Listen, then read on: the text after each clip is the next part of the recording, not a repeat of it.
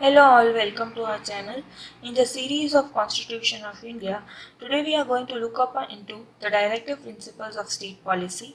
So starting with this main topic, our first topic in discussion will be meaning of directive principles of state policy. So in part 4 of Constitution, articles 36 to 51 of Indian Constitution constitutes the directive principles of state policy. It contains the broad directives or guidelines to be followed by state while establishing policies and laws.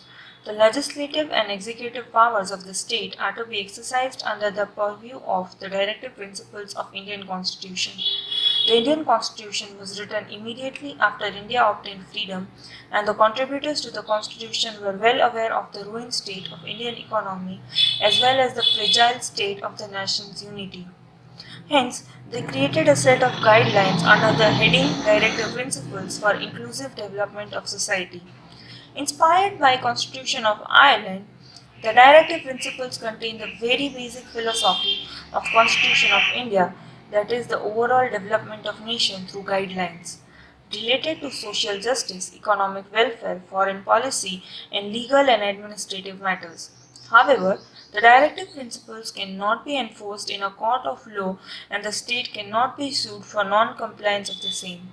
The directive principles are divided into three basic categories. They are divided into three categories.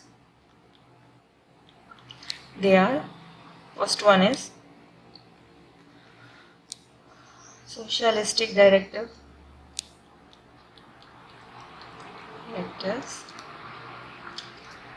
Second one is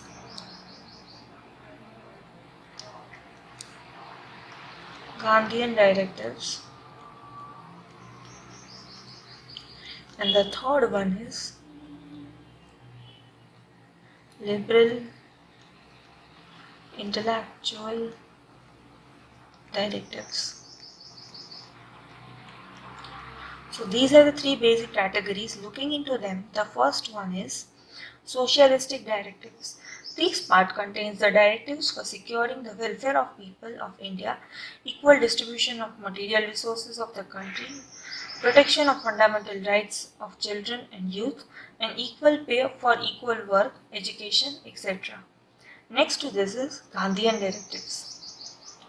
These directives are guidelines for organizing village panchayat, the prohibition of intoxicating drinks and cow slaughter, a secure living wage, decent standard of living, and to promote cottage industries to provide free and compulsory education to all children up to 14 years of age, etc. The last one to this list is liberal intellectual directives. In this section, there are guidelines for uniform civil code throughout the country, and the legislature have to follow in issuing orders or making laws. So this was the basic meaning of directive principles of state policy. We saw the meaning, in which part and article the Constitution of India directive principles are there, and what are exactly the directive principles, which categories are they divided into, that is the three categories, socialistic, Gandhian and liberal intellectual. In the next session, we will be looking upon features of directive principles of state policy. So stay tuned for more such content to our channel. Thank you for watching this video. Please do like, share and subscribe our channel and press the bell button to get the latest video updates. Thank you.